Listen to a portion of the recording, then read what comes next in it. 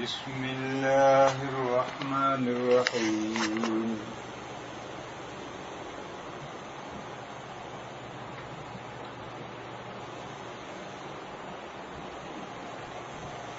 والتين والزيتون وطور سينين وهذا البلد الأمين لقد خلقنا الإنسان في أحسن تقويم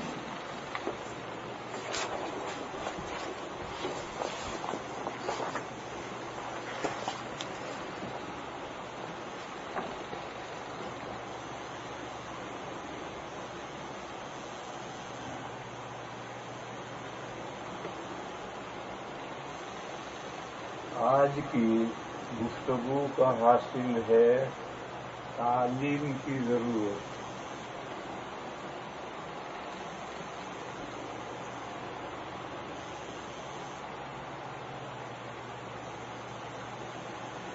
عجیب بات ہے، ہمارے یہاں پڑھنے والے اتنے ہیں کہ مدرسے انہیں کور نہیں کر سکتے.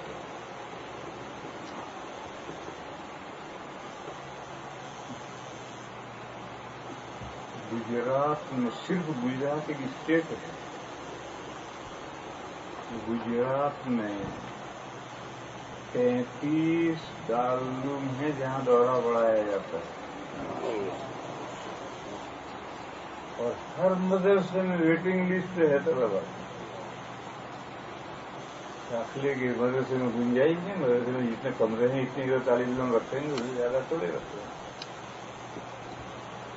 وہاں طریقہ گجرات میں یہ ہے کہ رمضان سے پہلے درخواست دینی پڑتی ہے، پھر جس کی گنجائش ہے جن کی درخواست قبول ہوں گے ان کو رمضان کے بعد بلائیں گے. اس میں کچھ نے درخواست دی ہے پھر نہیں آتے، پھر اندازہ کر کے ویٹنگ لسٹ بنا لی جاتی ہے. 15 طالب علموں کی لیے نہ آئے تو ان کو بلا لیں. تو ہر جگہ ویٹنگ لسٹ ہے، یا پھر انکار کبھی گنجائش سوری.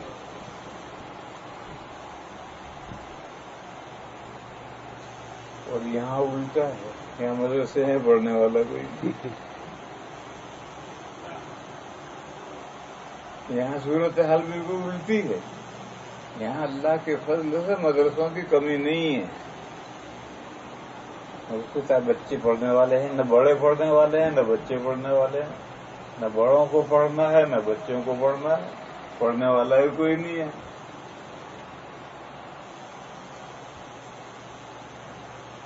اس کی وجہ فرق کیوں ہے؟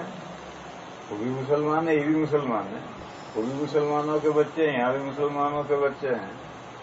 وجہ فرق کیوں ہے؟ وجہ فرق یہ ہے کہ وہ غریب ہیں، آپ لوگ مالدار ہیں. لوگ غریب ہیں، آپ لوگ مالدار ہیں.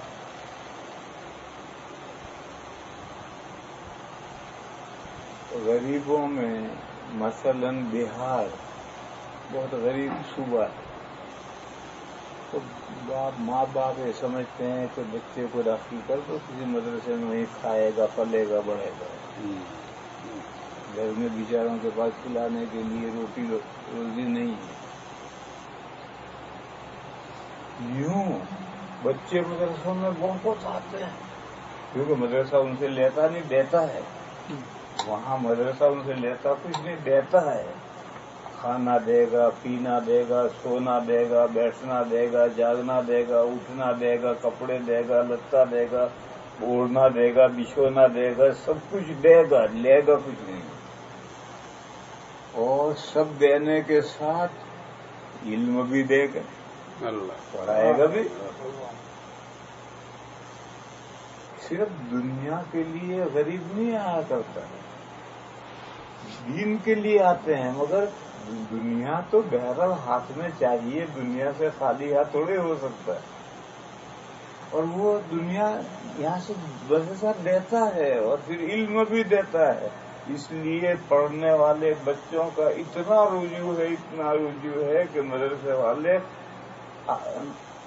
ہر سال 2 4 10 دارالعلوم کھڑے ہو جاتے ہیں اور پھر بھی ویٹنگ لسٹ رہتے ہیں. اور یہاں لوگ کہتے ہیں کہ لوگ مالدار ہیں. میں نہیں مانتا.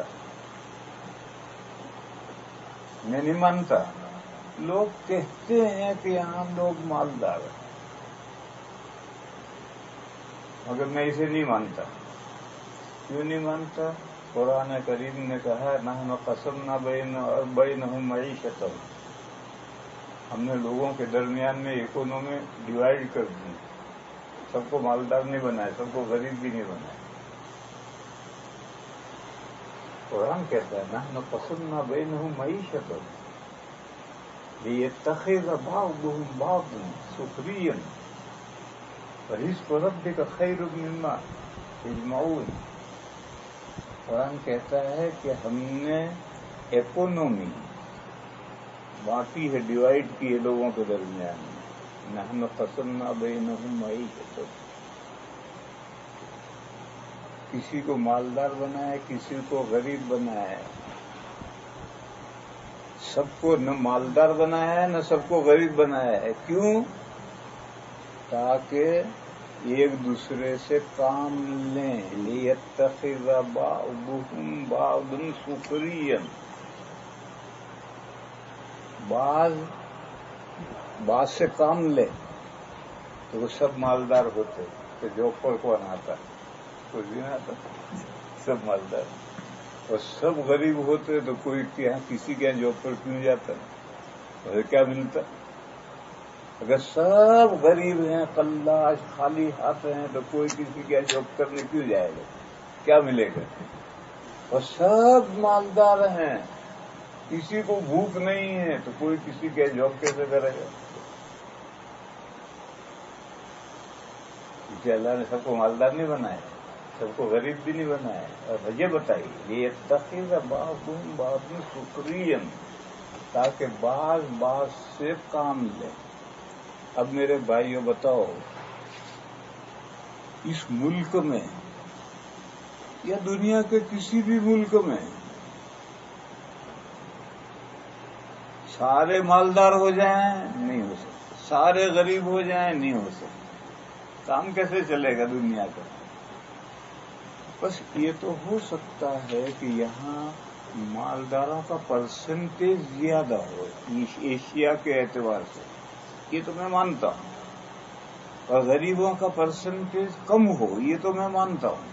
لیکن یہ کہ یہاں سب مالدار ہیں، میں نہیں مانتا. قرآن کے خلاف میں کیسے مان لوں گا؟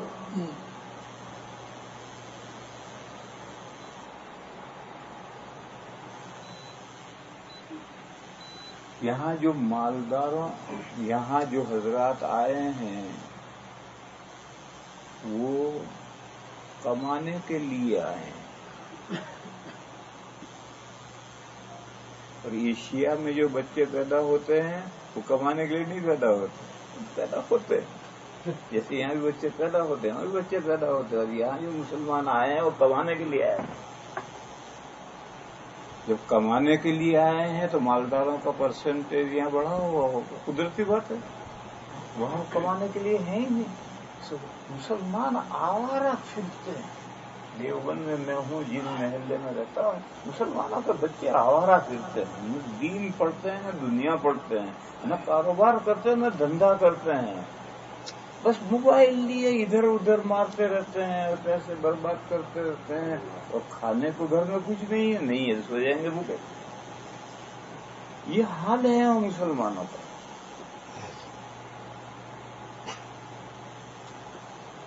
بس یہاں جب لوگ کمانے کے لیے آئے ہیں تو کمائیں گے. اور کمائیں گے کیسے؟ ایجوکیٹڈ آئے ہیں، پڑھ لکھ کر آئے ہیں تو آ کر کماتے ہیں.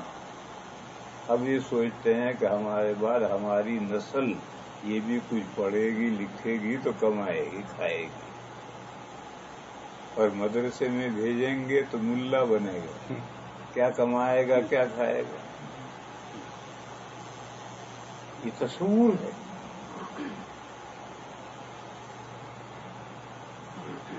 پھر ڈار چلتی ہے تو لنگڑا پرندہ بھی لنگڑاتا لنگڑاتا اسی ڈار میں چلتا ہے. ڈار جانتے ہو؟ یہاں پتہ نہیں کہاں کے لوگ ہیں، زیادہ تر تو بنگلہ دیش کے معلوم ہیں، اور لوگ پتہ نہیں کہاں کے ہیں. اس لیے پاکستان کے تو ڈار لفظ سمجھیں گے لیکن بنگلہ دیش کے نہیں سمجھیں گے. بہت سارے بھینسیں ایک ساتھ چلیں تو یہ بھینسوں کا ریوڑ ہے. بکریاں ایک ساتھ چلیں تو بکریوں کا ریوڑ ہے. ایسے پرندے کبوتر ایک ساتھ اڑیں تو یہ کبوتروں کی ڈار ہے، اس کو ڈار کہتے ہیں. تو یہ جو کبوتر اڑتے ہیں یا زمین پر کبوتر چلیں گے تو ایک کبوتر کی ٹانگ ٹوٹی ہوئی لنگڑا ہے، وہ بھی لنگڑا ساتھ چلے گا.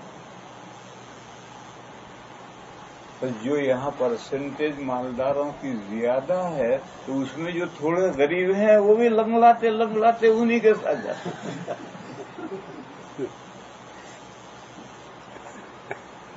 یہ تو اپنے مالدار تو اپنے بچوں کو بھیج نہیں سکتے. کیوں؟ کیونکہ اکانومی کی بنیاد پر آئے ہیں، ایجوکیٹڈ آئے ہیں، اور اسی جو دنیا پڑھ لکھ کر آئے ہیں، ڈگریاں لے کر آئے ہیں، اسی کے سارے کماتے ہیں. سوچتے ہیں کہ ہم بھی اپنے اولاد کو ایسا ہی بنائیں گے تو روزی روٹی ملے گی اسے، تو اس لائن میں لگاتے ہیں. ٹھیک لگاتے ہیں، لیکن جو غریب ہیں، جو اکانومی کی بنیاد پر نہیں آئے ہیں، داماد بن کر آئے ہیں، گھر داماد بن کر کے آئے ہیں، اکانومی کی بنیاد پر نہیں آئے. وہ غریب ہیں، وہ اپنے بچوں کو کیوں نہیں بھیجتے؟ وہ لنگڑا کبوتر بھی اسی ڈار میں جا رہا ہے.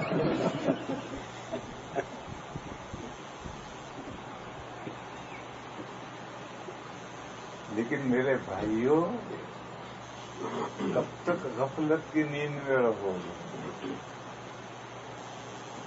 کسی دن تو ہوش آئے گا یا نہیں آئے گا؟ کبھی نہ کبھی تو ہوش آنا ہی پڑے گا. ہوش کب آئے گا؟ جب ہم تعلیم کی اہمیت سمجھیں گے تو ہمیں ہوش آئے گا، اور اگر ہم نہیں سمجھیں گے تو ہوش بھی نہیں آئے گا. قرآن کریم میں ایک سورت ہے، اس سورت میں اللہ نے اپنے حبیب صلی اللہ تعالی علیہ وسلم کو مخاطب کر کے فرمایا ہے وَوَجَدَكَ ضَالًّا فَهَدَىٰ، اور اللہ نے آپ کو بے خبر پایا بس آپ کو باخبر کیا. تو وَوَجَدَكَ ضَالًّا، یہ نبوت کے بالکل ابتدا میں یہ سورت نازل ہوئی. نبی پاک صلی اللہ تعالی علیہ وسلم رات میں اٹھ کر تہجد پڑھتے تھے، اور شروع اسلام میں تہجد فرض تھا. اور کتنی دیر رات میں تہجد پڑھنا ہے؟ قم اللیل، پوری رات تہجد پڑھنا، الا قلیلا، مگر تھوڑا سا سو جا، نصفہ او زد علیہ، آدھی رات پڑھو یا اور آدھی رات سے کچھ زیادہ پڑھو. ابھی میں کچھ نہیں نامی دوں، یا آدھی رات میں سے کچھ کم کرو. ورتل القرآن ترتیلا، آہستہ آہستہ قرآن پڑھو، پر یعلمون تعلمون مت کرو. شروع اسلام میں تو قرآن بھی تھوڑا سا نازل ہوا تھا، ایک دم تھوڑے نازل ہوا، اور رات میں تہجد اتنا لمبا پڑھنا ہے. نبی پاک صلی اللہ علیہ وسلم بیمار پڑ گئے اور 2-3 راتیں تہجد کے لیے نہیں اٹھ سکے. تو حضور کے پڑوس میں حضور کے چچا رہتے تھے، وہی جس کے لیے سورہ تبت یدا ابی لہب نازل ہوئی. چچا تھا ابو لہب، اس کی بیوی تھی اوراؤ کانی نام تھا اس کا، ام جمیل کنیت تھی.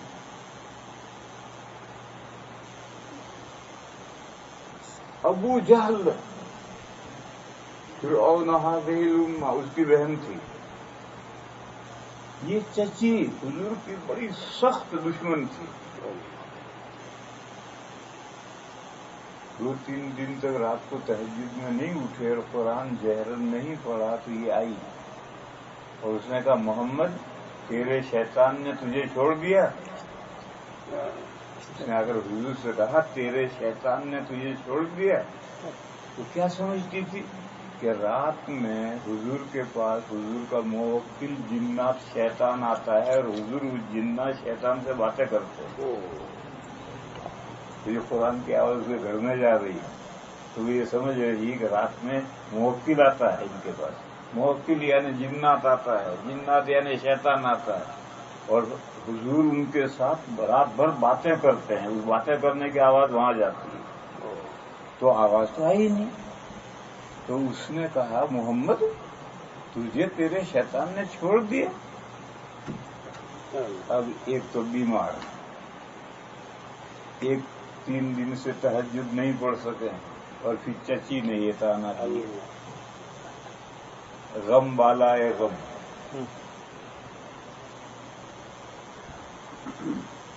تو یہ صورت نازل ہوئی.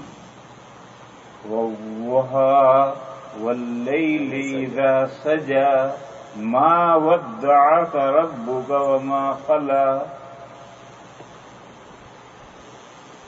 وَلَلْآخِرَةُ خَيْرٌ لَكَ مِنَ الْأُولَىٰ وَلَسَوْفَ يُعْطِيكَ رَبُّكَ فَتَرْضَىٰ أَلَمْ يَجِدْكَ يَتِيمًا فَآوَىٰ وَوَجَدَكَ ضَالًّا فَهَدَىٰ وَوَجَدَكَ عَائِلًا فَأَغْنَىٰ فَأَمَّا الْيَتِيمَ فَلَا تَقْهَرْ وَأَمَّا السَّائِلَ فَلَا تَنْهَرْ وَأَمَّا بِنِعْمَةِ رَبِّكَ فَحَدِّثْ.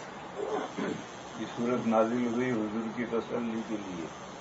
فرمایا قسم ہے سورج کی جب وہ سورج چوتھائی آسمان پر آئے. اور ضحیٰ چاشت کا وقت. چاشت کا وقت کون سا ہوتا ہے جب سورج نکل کر چوتھائی آسمان پر آتا ہے، وہ چاشت کا وقت. مشرق سے مغرب تک آدھی کمان کو 4 ٹکڑوں میں تقسیم کرو. پہلا جو ٹکڑا ہے یہ چوتھائی دن.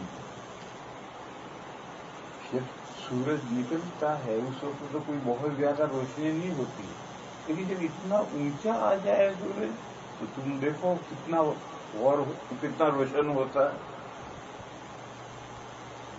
وَاللَّيْلِ إِذَا سَجَىٰ اور قسم ہے رات کی جب رات چھا جائے. یہ ایک مثال پیش کی. دیکھو میرے بھائیو، نہ سمجھ میں آئے تو بولیو، میں اور نیچے اتر کر بات کروں گا.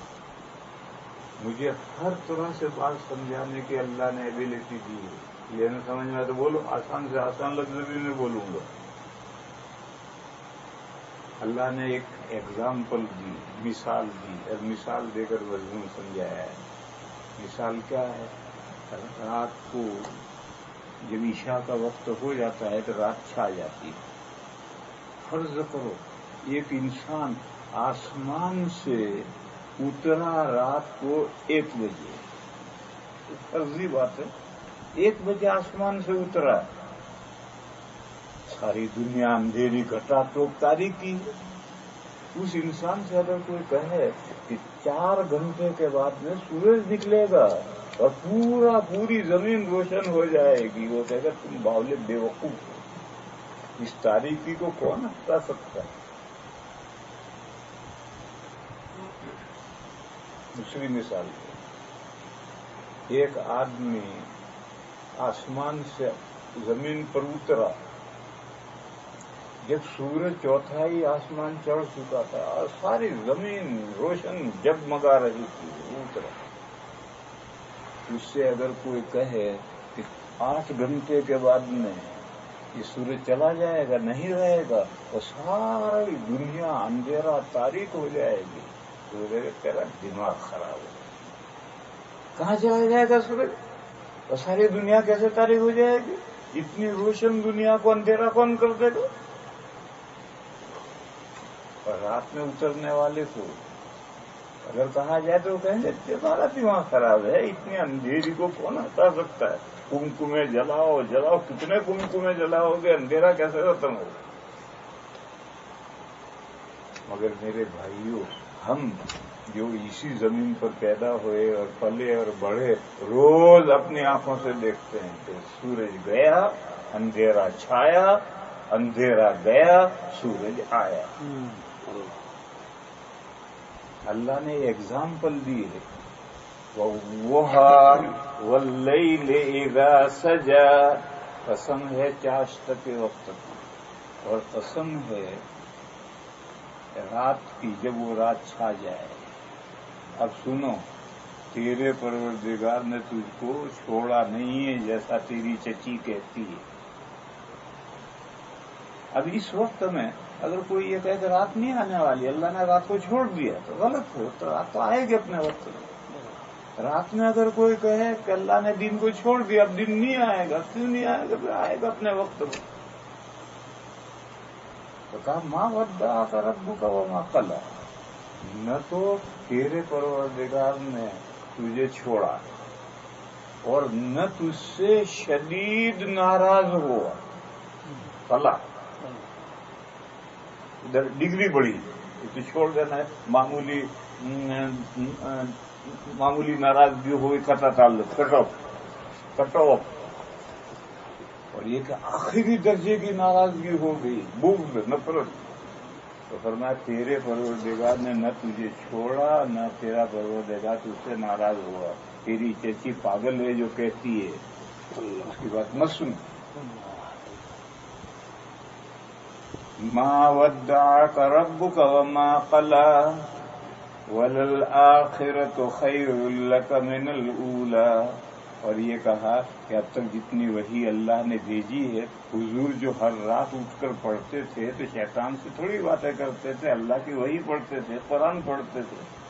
تو کہا یہ جو قرآن آپ کے پاس آیا ہے، آگے اس سے بہت زیادہ قرآن ہم بھیجیں گے۔ سبحان اللہ۔ وَلَلْآخِرَةُ خَيْرٌ لَكَ مِنَ الْأُولَىٰ، بعد کی حالت آپ کے لیے بہتر ہے پہلی حالت سے۔ کلیہ قاعدہ بتلا ہے، یہ دنیا اس سے بہتر آخرت، بشرطے کہ آخرت کی بہبودی والے کام کیے۔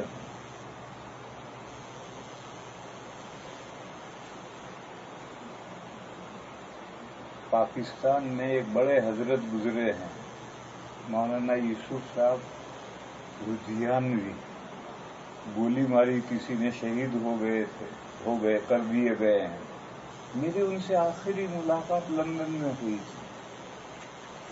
وہ مجھ سے ملنے کے لیے میری مسجد قباء میں میرے ملنے کے لیے آئے ہوئے تھے۔ دوستوں نے ناشتے پانی کا انتظام کیا، کھایا کیا۔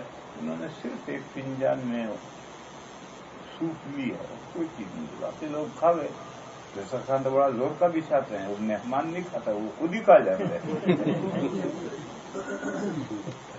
نام مہمان کا کرتے ہیں۔ پھر سب لوگ دسترخوان اٹھا کے چلے گئے، تو مجھ سے تنہائی میں جو آخری جملہ، آخری بات کہی ہے وہ یہ کہی، مولوی صاحب سامان باندھ کر تیار بیٹھا ہوں، جب بلاوا آ جائے۔ یہ کہا سامان باندھ کر تیار بیٹھا ہوں، جب بلاوا آ جائے۔ وہ پاکستان گئے، میں ہندوستان گئے، 1 مہینے کے بعد اطلاع آئی کسی نے گولی ماری، کامیاب ہو گئے۔ تو یہ جو اتنے پور امید کیوں بیٹھے ہیں، وہ یہ قاعدہ جانتے ہیں کہ آخرت دنیا سے بہتر ہے، اور انہوں نے آخرت کی بہبودی کے لیے کام کر رکھے.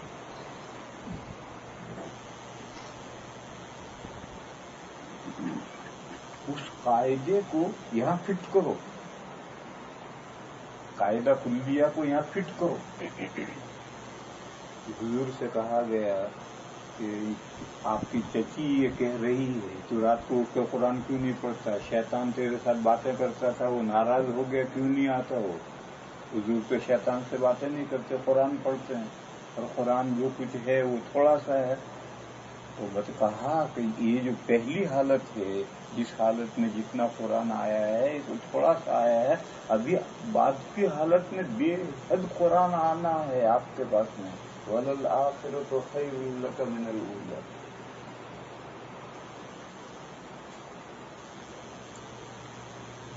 قاعدہ کلیہ میں نے کہا 2 حالتیں ہیں، پریویس لیٹر، پہلے کی بعد کی. قاعدہ بیان کیا کہ بعد کی حالت پہلی حالت سے بہتر ہے. مثال سے سمجھاؤ، مثال مارو، مثال سے سمجھاؤ. اس کے لیے زبان ہے، کھڑی زبان ہے. مثال مارو. یہاں کوئی خان صاحب نظر نہیں آ رہے. کون قاری روح اللہ؟ آ جاؤ، ادھر آ جاؤ. کوئی خان صاحب ہیں؟ ادھر آ جاؤ. ذرا خان صاحب ناراض نہ ہونا، قاری صاحب یہاں آ جاؤ. ایک مجلس میں کسی نے خان صاحب سے کہا خان صاحب بے وقوف ہوتے. تو خان صاحب نے کہا سالہ کیسے بے وقوف ہوتا ہے، مثال مارو.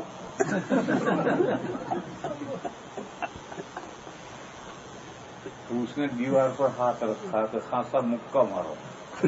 اب خان صاحب نے جو کھینچ کر مکہ مارا اس نے ہاتھ ہٹا لی تو پنجہ توڑ دیا.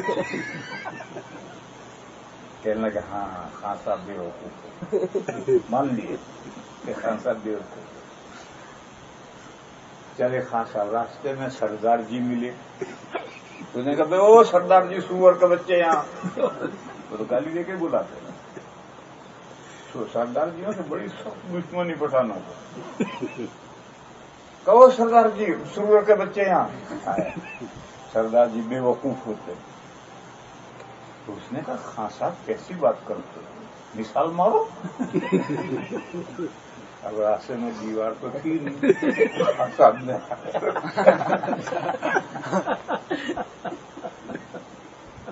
اپنے کلے پر ہاتھ مکہ مارو.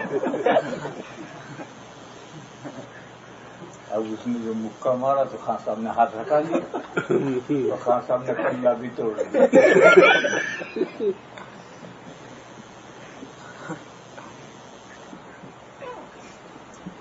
لا حول ولا قوة الا باللہ.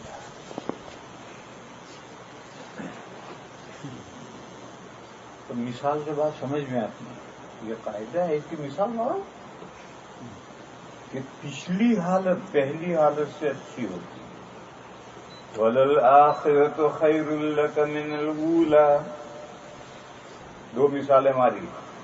أَلَمْ يَجِدْكَ يَتِيمًا فَآوَىٰ. کیا فرمایا میرے مولا نے؟ آپ یتیم تھے. اللہ مکہ والوں کی بکریاں پینی پینی پر چراتے تھے.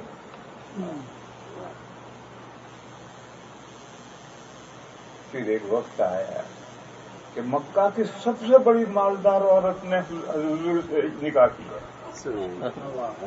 وہ ساری دولت حضور کے نثار کر دی. دیکھو وہ پہلی حالت تھی، یہ دوسری آخری حالت. وَوَجَدَكَ عَائِلًا فَأَغْنَىٰ. دوسری مثال. وَوَجَدَكَ ضَالًّا فَهَدَىٰ. آپ دین سے بے خبر تھے، 40 سال تک حضور کہاں دین جانتے تھے. آپ دین سے بے خبر تھے. دین کون سا جو اللہ نے دین نازل کیا تھا ابراہیم علیہ السلام پر، اسماعیل علیہ السلام پر، اور وہ دین آتے آتے مٹ چکا تھا. اس دین سے، اللہ کے دین سے، دین ابراہیمی سے، دین اسماعیلی سے آپ بے خبر تھے. اللہ نے وہ دین بھیج دیا، اس دین سے آپ کو باخبر کر دیا، نبی بنا کر کے 40 سال کے بعد نبی بنا کر کے وہ دین آپ کو بھیج دیا، آپ کو باخبر کر دیا. کیونکہ 40 سال کی حالت پہلی حالت ہے، یہ 40 سال کے بعد کی حالت دوسری حالت ہے. دونوں میں کمپیریشن کرو کون سی. دوسری مثال ماری وہ وجدک ضالا فہدی.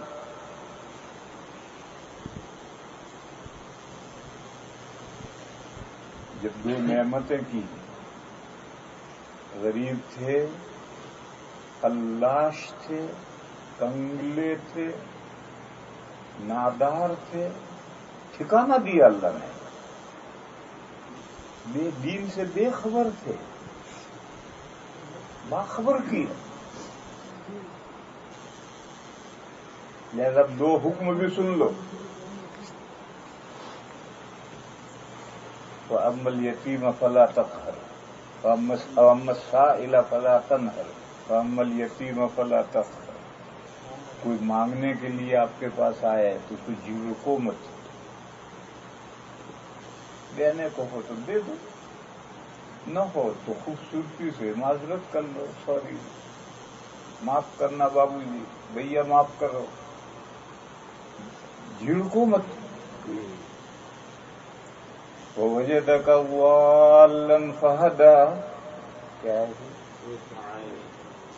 وَوَجَدَكَ عَائِلًا فَأَغْنَىٰ فَأَمَّا الْيَتِيمَ فَلَا تَقْهَرْ.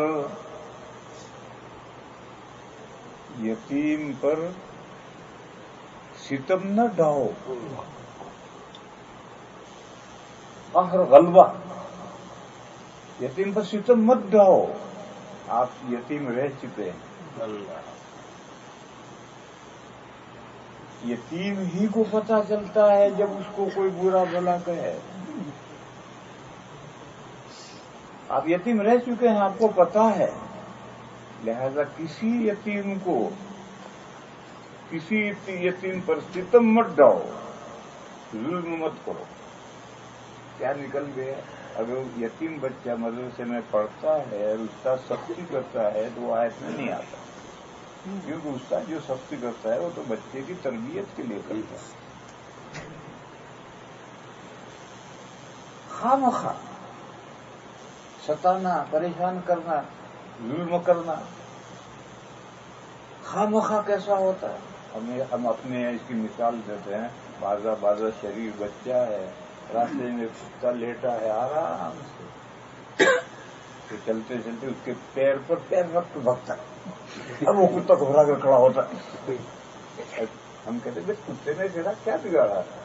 بیچارہ آرام سے سو رہا ہے، خواہ پیر رکھ کر گیا، پریشان کیا کچھ. ایسا پریشان جو کرتا ہے، ایسا پریشان کرنا یتیم کو، یہ ہے ستم ڈانا، قہر، غلبہ پانا. تو ایک حکم تو یہ دیا کہ یتیم پر قہر مت ڈاؤ. دوسرا حکم یہ دیا کہ سائل کو مت جھڑکو.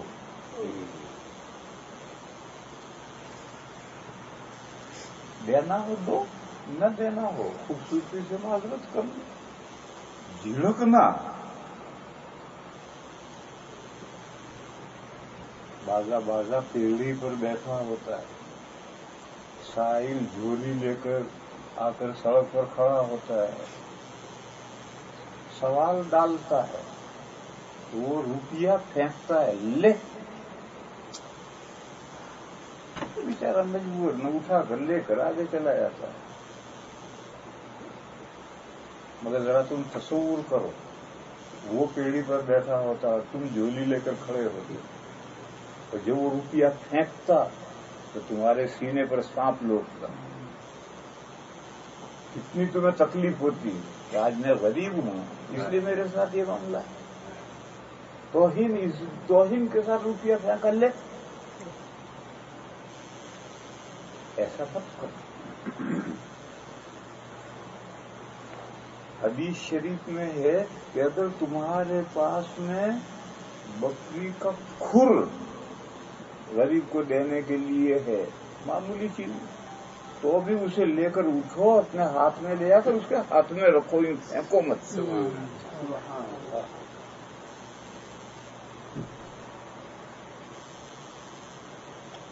تو جب سائل کو اس طرح سے دینا ہی ممنوع ہے تو ڈانٹنا، ڈپٹنا، جھڑکنا، ہمارے یہاں بعض سائل آتے ہیں پریشان کر دیتے ہیں، ہماری عورتیں ان کو ڈانٹ بھی دیتی، کبھی میں بار بار سمجھاتا ہوں کہ بھائی مت ڈانٹو، اس کا کام ہے پریشان کرنا، کر تمہیں دینا ہو دو، نہ دینا ہو نہ دو، مگر انسان کبھی بے قابو ہو جاتا ہے۔ پہلے ایسا نہیں ہونا چاہیے۔ قرآن نے دوسرا حکم دیا کہ سائل کو جھڑکو مت۔ اللہ نے 2 احسان کیے ہیں، آپ نادار تھے، مالدار بنایا، آپ دین سے بے خبر تھے، باخبر کیا، لہذا یتیم کو غلبہ مت کرو اور یتیم کو دباؤ مت، اور سائل کو جھڑکو مت۔ اور تیسری بات یہ کہی کہ جو آپ دین سے بے خبر تھے اور اللہ نے باخبر کیا، تو یہ جو اللہ نے جس دین سے آپ کو باخبر کیا ہے، یہ دین آپ کو لوگوں تک پہنچانا ہے، اسے بیان کیجیے۔ یہ نعمت آپ کے لیے نہیں، یہ دوسروں کے لیے۔ ہمارے پاس میں جو کچھ ہے، گھر ہے میرا ہے،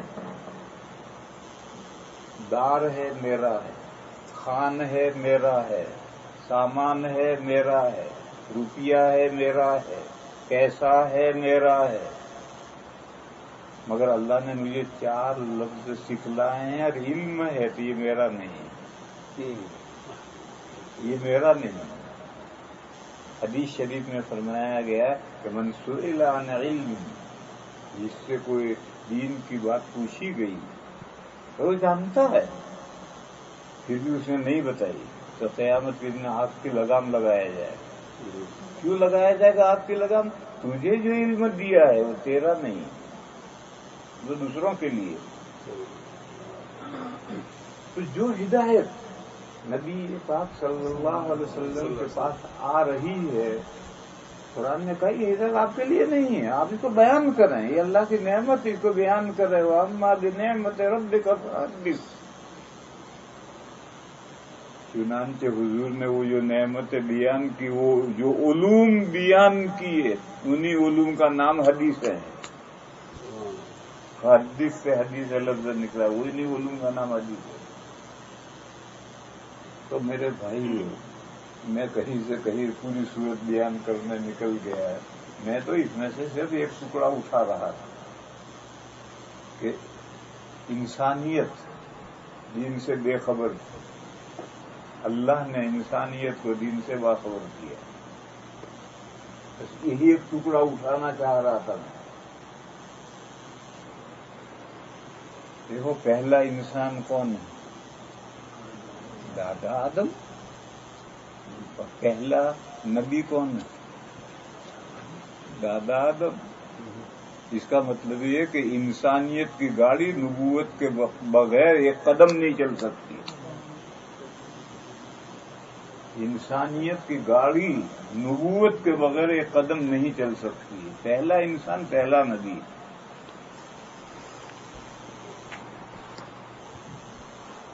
اور نبوت نام کس چیز کا ہے؟ نبوت کے کوئی سر سنگ نہیں ہوتے ہیں، نبوت نام ہے اللہ کے یہاں سے ہدایت حاصل کرنے کا، اور خود بھی عمل کرنے کا اور دوسروں کو بھی ہدایت پہنچانے کا، اس کا نام نبوت۔ اللہ کے یہاں سے ہدایت حاصل کرو، اپنے لیے بھی دوسروں کے لیے بھی۔ نبی خود اپنی ذات کی طرف بھی مبعوث ہوتا ہے جیسا دوسروں کی طرف مبعوث ہوتا ہے۔ نبی جس طرح دوسروں کی طرف بھیجا ہوا ہوتا ہے، اسی طرح سے اپنی ذات کی طرف بھی مبعوث ہوتا ہے۔ اسی لیے جب اذان ہوتی تھی تو حضور جواب دیتے تھے اشہد ان محمد رسول اللہ، میں بھی گواہی دیتا ہوں۔ اور جتنے احکام حضور نے امت کو دیے ہیں سب پر حضور نے عمل کیا ہے۔ 5 وقت کی نماز حضور پر بھی فرض، بلکہ بعض احکام امت پر فرض نہیں، حضور پر فرض تھے۔ مجھے کیا سمجھانا ہے کہ انسانیت نے ہدایت اللہ کے یہاں سے حاصل کی، اور اسی ہدایت کے حاصل کرنے کے لیے اللہ نے نبوت کا سلسلہ قائم کیا ہے۔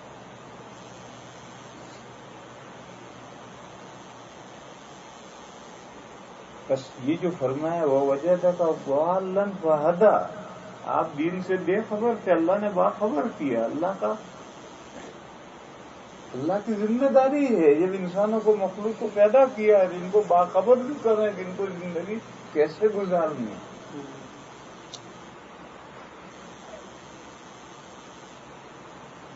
پھر اس کے بعد میں دوسری صورت ہے،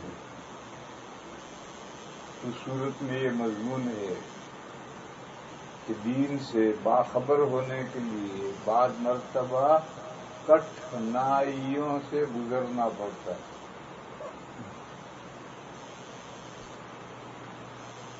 علم دین مفت میں حاصل نہیں ہوتا، اور علم دین کیا ہے، دنیا کا علم بھی کہاں مفت حاصل ہوتا ہے؟ علم دین مفت میں حاصل نہیں ہوتا ہے۔ دنیا کا علم حاصل کرنے کے لیے زر پیسہ خرچ کرنا پڑتا ہے، دین کا علم حاصل کرنے کے لیے کٹھنائیوں سے گزرنا پڑتا ہے۔ میرے استاد تھے، یہ سب حضرات جانتے ہیں، ان کے بھی استاد حضرت مولانا ہاشم صاحب بخاری رحمۃ اللہ علیہ۔ جب ازبکستان تاجکستان ادھر روس میں قبضہ کر لیا تو وہاں سے ہجرت کر کے ہندوستان کی طرف چلے پڑھنے کے لیے، اور ہمالیہ پہاڑ بیچ میں، ادھر ازبکستان، ادھر سے ہمالیہ پہاڑ پر چڑھ کر ادھر کشمیر کی طرف اترنا ہے۔ تو وہ اپنے واقعات بیان کیا کرتے تھے کہ ہم 2000 آدمی چلے تھے تو کشمیر 600 پہنچے تھے، 14 راستے میں مربر ہو گیا۔ کشمیر پہنچے، اب کشمیر سے انہوں نے سن تو رکھا ہے کہ دیوبند کے فضلہ وہاں تھے، اب دیوبند تو کشمیر سے بہت دور ہے، تو لوگوں سے معلوم کرتے کرتے لوگوں نے بتلایا تو ٹرین سے چلے، اب زبان جانتے نہیں، ٹرین سے دیوبند آئے، راستے میں رات آئی، رات میں سوئے، صبح اٹھے تو سامان سب لائے، کچھ نہیں، کپڑے پہنے ہوئے۔ ایک نوجوان بچہ ہے 20-22 سال کا، اب اس کے پاس کچھ نہیں ہے، وہاں سے آیا ہے، کہاں سے مہینوں پہلے چلا ہے علم دین دارالعلوم دیوبند میں پڑھنے کے لیے، کچھ نہیں، خیر ٹکٹ تو ہے، اور پہلے ٹکٹ کی زیادہ چیکنگ بھی نہیں ہوتی تھی، ریزرویشن تو ہوتے ہی نہیں تھے۔ دیوبند اتری تو اب دیوبند سے مدرسے جانے کے لیے کیسے جائیں، رکشے کے پیسے تو جیب میں ہے نہیں، راستہ پوچھتے چلے، اور گرمیوں کا زمانہ، جون جولائی کا مہینہ، سخت گرمیوں کا، ان کا ملک ٹھنڈا ملک ہے، جیسا آپ کا یہ نیو یارک ٹھنڈا ہے ایسا ہی ازبکستان ٹھنڈا ہے، میں وہاں جا کر آیا ہوں۔ اب اس ٹھنڈے ملک کا رہنے والا دیوبند کی سخت گرمی میں اسٹیشن سے چلا، پوچھتا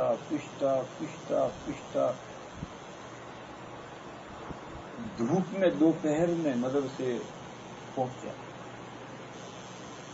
تو دربان نے جا کر دیکھا کہ ہوائیاں چہرے پر اڑ رہی ہے، مرنے کے قریب بیچارہ ہو گیا، تو اس نے فون بٹھایا اور وہ جلدی سے گیا اور ایک بڑا تربوز خرید کر لایا اور کاٹ کر کے آدھے میں سے سارا گودا نکال دیا اور وہ تربوز پہنا دیا اسے۔ 2 घंटे वो तरबूज पहने वहां बिछाए रखा, तब उनको होश आया कि मैं दुनिया में हूं। फिर वो बहरहाल पढ़े, फारिग से दारुल में दाखिल हुए, दूसरी जगह दाखिल हुए। अब पास में है तो कुछ नहीं। तो वो कहा करते थे कि 3 साल मेरा तकिया ईंट थी, बिस्तरा कोई नहीं था, बिछाने का बिस्तरा कोई नहीं था, तकिया एक ईंट लाए थे, तकिया पर ऊंट पर सर रखकर सो जाते थे। ये इल्म दीन हासिल करने के लिए ये कठिनाइयां हैं जिनसे गुजरना पड़ता है, मगर ये दुश्वारियां वक्ती हैं, आगे फिर आसानियां आती हैं। इन्ना मअल उसरि युस्रा, इन्ना मअल उसरि युस्रा।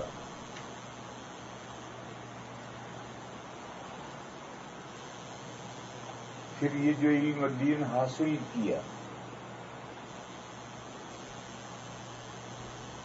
उसका फायदा,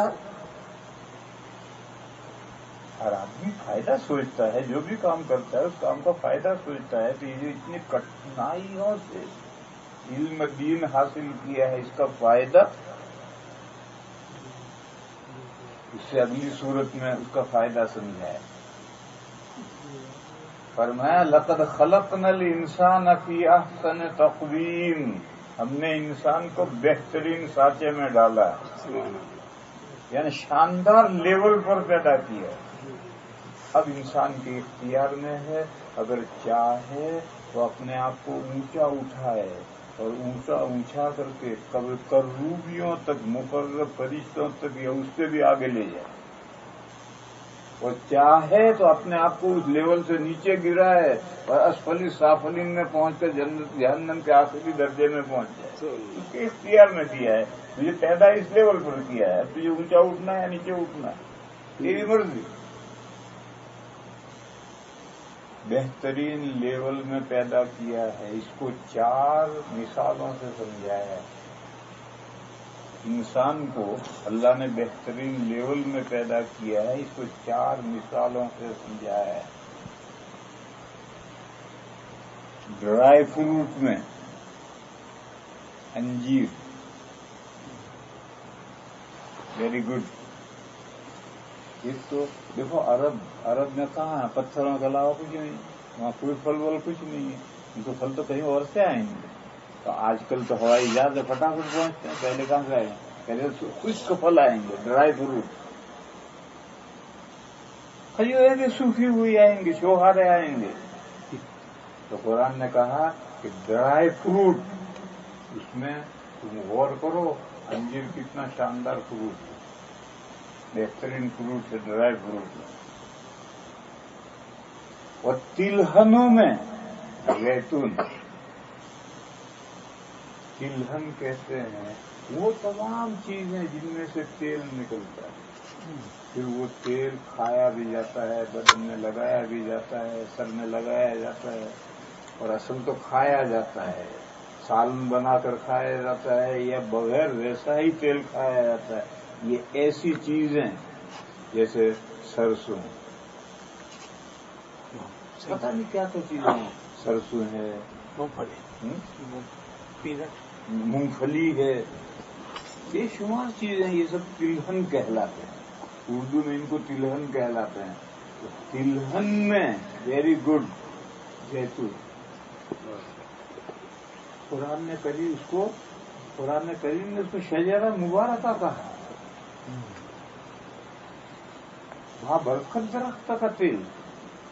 तो कुरान जिसको शजरा मुबारका कह रहा है, उससे ज्यादा वेरी गुड कौन हो सकता है। बहरहाल तिलहनों में वेरी गुड। और दुनिया में जमीन 2 ही हिस्से हैं, पहाड़ और हमवार, पहाड़ और हमवार। दुनिया में जितने पहाड़, बेहिसाब पहाड़ हैं, उन पहाड़ों में पूर का वो हिस्सा जो सेना कहलाता है, ये हिस्सा बाबरकत हिस्सा, دیکھو کوہ ہمالیہ کتنا بڑا ہے، کشمیر سے راجکماری تک جلا گیا ہے، ہندوستان کے اس کونے سے اس کونے تک گیا، اتنا لمبا کوہ ہمالیہ، اس کے ہر حصے کے نام الگ الگ ہیں۔ اسی طریقے پر جبل ارارات ایک سلسلے کوہ ہے، ایک پہاڑی سلسلہ ہے، اس کا نام ہے جبل ارارات۔ اس کا وہ خاص حصہ جس پر موسیٰ علیہ السلام کے ساتھ اللہ نے کلام فرمایا ہے، اس خاص حصے کا نام ہے طور سینا۔ پھر طور بھی بہت لمبا ہے، پھر میدان سینا ہے، اس سے لگا ہوا طور سینا۔ اس پہاڑ پر اللہ تعالی نے موسیٰ علیہ السلام سے کلام فرمایا ہے، نبوت سے سرفراز فرمایا ہے۔ قرآن میں ہے کہ اِنَّکَ بِالْوَادِ الْمُقَدَّسِ طویٰ، آپ طویٰ نامی برکت ویلی میں، انگریزی لفظ ہے ویلی، ایک پہاڑوں کا یہ سلسلہ جا رہا ہے، ایک پہاڑوں کا یہ سلسلہ جا رہا ہے، ان کے بیچ میں جو کھلی زمین ہے، چاہے وہ آدھا کلومیٹر ہو، 1 کلومیٹر ہو، 100 کلومیٹر ہو، 2 پہاڑوں کے سلسلے چل رہے ہوں، ان کے درمیان میں جو ہموار کھلی جگہ ہے وہ اردو میں وادی کہلاتی ہے، عربی میں وادی کہتے ہیں، انگریزی میں اسے ویلی کہتے ہیں۔ تو قرآن نے کہا اِنَّکَ بِالْوَادِ الْمُقَدَّسِ طویٰ، آپ طویٰ نامی بابرکت وادی میں ہیں، لہذا جوتے باہر نکال دیجیے۔ غیر مقلد کہتے نہیں جوتے پہن کر نماز پڑھو، سنتی۔ غیر مقلد باولے بیوقوف لوگوں کو کہتے ہیں جوتے پہن کر نماز پڑھو، سنتی ہے۔ ان کے بس میں اگر ہو تو مسجد میں جوتے پہن کر آئیں، مگر نہیں آ سکتے مسلمان جوت بجائیں گے۔ اگر وہ جوتے پہن کر مسجد میں آئیں گے تو مسلمان جوتے بجائیں گے، اس ڈر سے نہیں آتے، ورنہ وہ کہتے ہیں جوتے پہن کر نماز پڑھو۔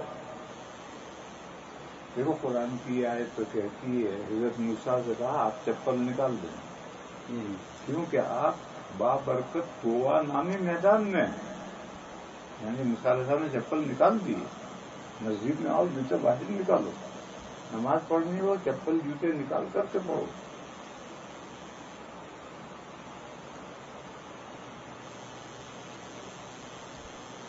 اور یہ تو وادی وہی تو ہے طور سینا پر، لہذا دنیا کے تمام پہاڑوں میں اس پہاڑ کی خاص اہمیت ہے۔ یہ ایگزامپل جو 4 ایگزامپل ہیں، ڈرائی فروٹ میں انجیر، تلہنوں میں زیتون، پہاڑوں میں طور سینا۔ اب اس پہاڑ میں کیا سرخاب کا پر لگ رہا ہے، ضروری نہیں ہے کہ ہم اسے جانیں، ضروری نہیں ہے کہ ہم اسے جانیں۔ جیسے ہم نماز پڑھتے ہیں کعبہ کی طرف منہ کرتے ہیں، کیوں؟ کعبہ کی پوجا کرتے ہیں؟ توبہ توبہ توبہ۔ کعبہ کو تو اہل نظر قبلہ نما کہتے ہیں۔ قبلہ نما آلہ ہوتا ہے، نہیں رکھتے یوں دیکھتے ہیں، تو یہ تھوڑی کعبہ ہے، یہ بتاتے ہیں کہ یہ آلہ جو ہے یہ قبلہ دکھائے گا، اس نے دکھایا یوں، اب ہم نماز یوں پڑھیں گے، یہ اس نے قبلہ نما نے دکھایا۔ یہ جو کعبہ شریف مکہ میں کھڑا ہے وہ تو ہمیں اپنا معبود دکھاتا ہے کہ تمہارا معبود اللہ ہے، اس کی نماز پڑھو۔ اور وہ جو کعبہ بنا ہوا ہے وہ تو قبلہ نما ہے، قبلہ دکھلانے والا ہے۔ کعبہ کو اہل نظر قبلہ نما کہتے ہیں، وہ قبلہ نہیں ہے، قبلہ نما ہے۔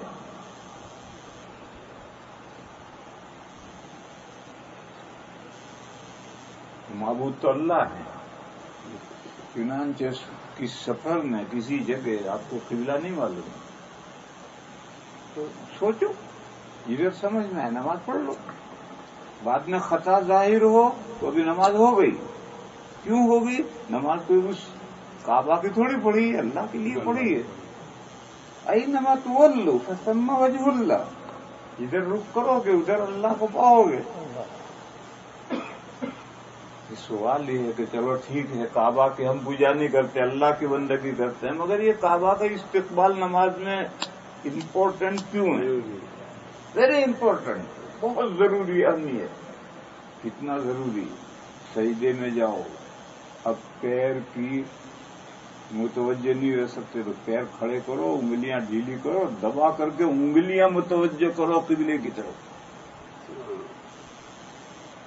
اور قبلے سے اگر نماز میں سینہ پھر گیا تو نماز ختم۔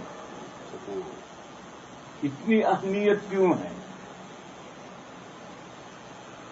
جواب، کعبہ شریف اسمبلی پوائنٹ ہے۔ شیرازہ بندی کے لیے کعبہ کو متعین کیا ہے، پوری دنیا پر، پوری زمین میں امت میں وحدت باقی رہے۔ ورنہ کوئی امام صاحب یوں نماز پڑھ رہے ہیں، دوسرے مقتدی یوں پڑھ رہے ہیں، تیسرے یوں پڑھ رہے ہیں، چوتھے یوں پڑھ رہے ہیں، ہر مسجد میں تماشا ہو جائے گا۔ یہ مسجد یوں پڑھ رہی، دوسری مسجد یوں پڑھ رہی، تیسری مسجد یوں پڑھ رہی، چوتھی مسجد یوں پڑھ رہی۔ اردو کا ایک لفظ ہے شیرازہ بندی، ایک کتاب ہوتی ہے نا، اس کے 16 صفحے کے پڑھنے الگ ہوتے ہیں، ان کو سی کر کے سب کو جوڑا جاتا ہے، اور یہ شیرازہ ہے۔ اس شیرازے کے ساتھ ہر 16 صفحے کو باندھ دیا ہے، اس کو شیرازہ بندی کہتے ہیں، تو پوری امت کو باندھ دیا۔ امریکہ کے ایسٹ تک سب نماز پڑھو ادھر منہ کر کے، ایسٹ تک میں نے غلط کہا، اس سے میں تو ہم بیٹھے ہیں، امریکہ کے ویسٹ تک، کیلیفورنیا اور اس سے آگے سمندر لگے وہاں تک کے مسلمان سب نماز پڑھیں گے ایسٹ کی طرف منہ کر کے۔ پھر پیسیفک آیا، پیسیفک میں ڈیڈ لائن ہے، پھر اس سے آگے 13 گھنٹے کی فلائٹ ہے، اس کے بعد چائنا شروع ہوتا ہے۔ چائنا شروع ہو گیا، اب ویسٹ کی طرف منہ کر کے نماز پڑھو، یہاں سے ایسٹ کی طرف منہ کر کے نماز پڑھو، وہاں سے ویسٹ کی طرف نماز منہ کرو۔ اب پوری دنیا ایک نظام میں جکڑ گئی، جیسے اسمبلی پوائنٹ ہوتا ہے، کارخانے میں آگ لگی تو ایک اسمبلی پوائنٹ متعین کیا ہے کہ ہر ایک کو بھاگ کر یہاں آنا ہے، تاکہ آگ بجھانے والا عملہ آئے تو دیکھے کہ سب ہیں یا کہیں دبا ہے کوئی، تو ڈھونڈے۔ تو جمع ہونے کا مرکز اسمبلی پوائنٹ، جمع ہونے کی جگہ جیسے متعین کرتے ہیں، تو یہ پوری دنیا کی ملت اسلامیہ کے لیے اسمبلی پوائنٹ ہے کعبہ۔ شیرازہ بندی ہے، سب 16 صفحے یہاں باندھ دیے اس طرح۔ اب امت میں وحدت پیدا ہو گئی، کوئی اختلاف امت میں نہیں رہا۔ بات سمجھ میں آ گئی؟ لیکن پھر سوال یہ ہے کہ اسمبلی پوائنٹ تو کوئی بھی چیز ہو سکتی ہے، مکہ میں کعبہ ہی کو اسمبلی پوائنٹ کیوں بنایا؟ زمین پر کہیں بھی کوئی بھی چیز بن لو، کعبہ مکے میں کعبہ ہی کو اسمبلی پوائنٹ کیوں بنایا ہے؟ اس کا جواب قرآن نے دیا ہے۔ قرآن نے کہا ان اول بیت وضع للناس للذی ببکۃ مبارکا وہدی للعالمین فیہ آیات بینات مقام ابراہیم۔ قرآن نے جواب یہ دیا کہ انسانوں کے لیے عبادت اور بندگی کرنے کے لیے جو سب سے پہلا اللہ کا گھر بنایا گیا ہے وہ یہ گھر بنایا گیا، پرائیورٹی حاصل ہے اللہ کی مسجدوں میں، اس کو پرائیورٹی حاصل ہے، تقدیم حاصل ہے، اہمیت حاصل ہے انسانوں کے لیے۔ انسانوں سے پہلے کیا حال تھا معلوم نہیں ہے، انسان سے پہلے جنات اس زمین پر تھے اور وہ ختم نہیں کیے گئے، جنات اب بھی ہیں، اور ان جنات سے بھی پہلے زمینی فرشتے تھے اور وہ ختم نہیں ہوئے، اب بھی زمینی فرشتے اسی زمین پر ہیں۔ ان کی عبادت کے لیے کون سا گھر تھا معلوم نہیں، ہو سکتا ہے یہی کعبہ ہو سکتا کچھ اور ہو۔ قرآن نے یہ کہا کہ انسانوں کے لیے ان اول بیت وضع للناس، لوگوں کی عبادت کے لیے جو سب سے پہلا گھر بنایا گیا ہے، تعمیر کیا گیا ہے، وہ گھر ہے جو مکے میں ہے، جس کو بیت اللہ کہتے ہیں، مسجد حرام کہتے ہیں، یہ پہلا گھر ہے۔ تو گویا زمین کی تمام مسجدوں میں پرائیورٹی حاصل ہے اسی گھر کو۔ بس اگر اس کو اسمبلی پوائنٹ بنایا جائے اور ساری امت کو ملت کو اس شیرال سے باندھ دیا جائے تو معقول بات ہے، معقول بات ہے۔ اب پھر سوال یہ ہے کہ سب سے پہلے یہاں اللہ کا گھر کیوں بنا؟ اللہ کی عبادت کے لیے سب سے پہلے یہاں اللہ کا گھر کیوں بنا؟ اللہ کا گھر زمین پر سب سے پہلا گھر لوگوں کی عبادت کے لیے زمین پر کہیں بھی بن سکتا تھا، خاص مکے میں اس جگہ میں اللہ کا پہلا گھر عبادت کے لیے کیوں بنا؟ اس کی وجہ قرآن میں نہیں، اس کی وجہ حضرت نانوتوی قدس سرہ نے اپنی کتاب قبلہ نما میں بیان کی۔ حضرت نانوتوی کی ایک کتاب ہے 400 صفحے کی کہ قبلہ نما۔ دیانند سرسوتی نے اعتراض کیا تھا کہ ہندو مورتی پوجا، مسلمان بھی مورتی پوجا، ہندوؤں کی مورتی ان کے سامنے ہے، مسلمانوں کی مورتی مکے میں ہے، وہاں کعبہ پتھروں کا چنا ہوا ہے، اس کعبہ کو پوجتے ہیں۔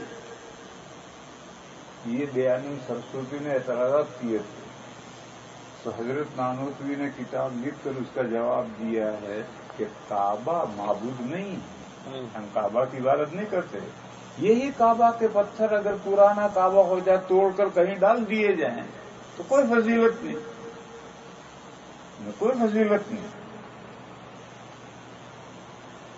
کہ پھر وہاں منہ کر کے نماز نہیں پڑھ سکتے، نماز تو یہیں پڑھنی ہے، بغیر پتھر اور بغیر عمارت کے ادھر ہی منہ کر کے نماز پڑھنی۔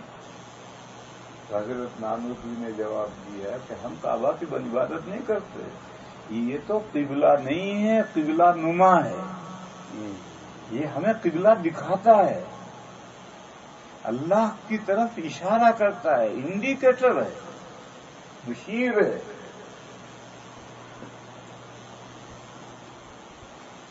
اور یہ جگہ تجلیات ربانیہ کے مرکوز ہونے کی جگہ ہے، تجلیات ربانیہ کے مرکوز ہونے کی، گڑنے کی یہ جگہ ہے، یہاں اللہ کی تجلیات گڑی ہیں آ کر۔ یہ اتنا سخت جملہ ہے کہ اس کی شرح میرے بس کی نہیں، میں سمجھتا ہوں لیکن سمجھانے پر میں قادر نہیں ہوں کہ میں آپ کو سمجھا دوں، میں سمجھا نہیں سکتا۔ تجلیات ربانیہ، اللہ کی تجلیات، ان کے گڑنے کی جگہ ہے، یہاں اللہ کی تجلیات گڑی ہیں۔ سیدھے سارے الفاظ میں یہ کہہ لو، جب کسی چیز کی طرف توجہ ہوگی تو توجہ خاص بھی ہوگی، عام بھی ہوگی۔ دیکھو میں دیکھ رہا ہوں، سب کو دیکھ رہا ہوں، اور وہ پگڑی والے جو چچا ہیں ان کو خاص طور پر دیکھ رہا ہوں۔ نیک بندہ ہے، میں سب کو دیکھ رہا ہے، میں یوں دیکھ رہا اور سب مجھے نظر آ رہے، مگر خاص طور پر میری نظر گڑی ہوئی اس بندے پر۔ نظر گڑنے کا مطلب سمجھا رہا ہوں۔ اللہ کی عنایتیں، اللہ کی مہربانیاں، اللہ کی رحمتیں کائنات کی طرف پوری کائنات پر ہے، وہ کائنات کا کوئی ذرہ اللہ کی رحمت سے محروم نہیں ہے، اگر محروم ہو جائے تو اس کا وجود ہی باقی نہیں رہے۔ تو اللہ کی عنایتیں تو ساری کائنات کی طرف ہے، لیکن کسی خاص جگہ وہ مرکوز ہو جائیں، گڑ جائیں، جیسے میں نے کہا میں سب کو دیکھ رہا ہوں مگر میری نظر گڑی ہوئی چچا پر ہے۔ اسی طرح سے جہاں کعبہ شریف ہے یہ تجلیات ربانیہ کے گڑنے کی جگہ ہے، مرکوز ہونے کی جگہ ہے، یعنی خاص تجلیات کا نزول اس جگہ. اب میں سمجھتا ہوں تھوڑا بہت آپ لوگ سمجھ گئے ہیں. اس وجہ سے اللہ کی عبادت کے لیے پہلا گھر وہاں بنا. دیکھو یہاں رک کر ایک مسئلہ سنو. کبھی اللہ کا گھر پہلے بنتا ہے، تجلیات رحمتیں بعد میں نازل ہوتی ہیں، اور کبھی اللہ کی رحمتیں پہلے نازل ہوتی ہیں، اللہ کا گھر بعد میں بنتا ہے. یہ دنیا میں جتنی مسجدیں بن رہی ہیں، یہ پہلے کہیں تو پب ہوتا ہے، کہیں کلب ہوتا ہے، کہیں یہ ہوتا ہے، کہیں وہ ہوتا ہے. پھر مسلمان خریدتے ہیں، مسجدیں بناتے ہیں. پھر وہاں جب اللہ کی عبادتیں شروع ہوتی ہیں، شروع ہوتے ہوتے ہوتے ہوتے وہ بابرکت جگہ بن جاتی ہے. اور کسی نے کہا ہے، حدیث نہیں ہے، کسی نے کہا ہے کہ ہمیں زمین پر سے جس طرح سے تارے نظر آتے ہیں، اگر آپ آسمان پر چلے جائیں تو یہ مسجدیں آپ کو تاروں کی طرح چمکتی نظر آئیں. یہ جو مسجدوں کی اہمیت پیدا ہوئی ہے پہلے سے نہیں تھی. اس اسٹریٹ میں اس جگہ کی یہ اہمیت پہلے نہیں تھی. یہ خریدا، اسے بنایا، یہاں عبادتیں شروع ہوئی، ایک لمبا عرصہ عبادتیں ہوتی رہی تو اس میں برکت آئی. ایسا تو عام طور پر ہوتا ہے. اور ایسا کہ پہلے سے وہ بابرکت جگہ ہے، وہاں گھر بنا ہے. اس کی مثال یہ ہے، وہاں بیت اللہ بننے سے پہلے وہ جگہ عنایت ربانیہ کی مکہ مرکز تھی. وہاں عنایت ربانیہ گڑی ہوئی تھی. وہاں عنایت اللہ کی مہربانیاں خاص طور پر اس جگہ کی طرف متوجہ، وہاں گھر بنا دی. اب اللہ کی بندگی کرو، اس تجلیات کی بندگی کرو جو وہاں گڑی ہوئی ہے. اور یہ گھر تو ایک رمز ہے، اشارہ ہے.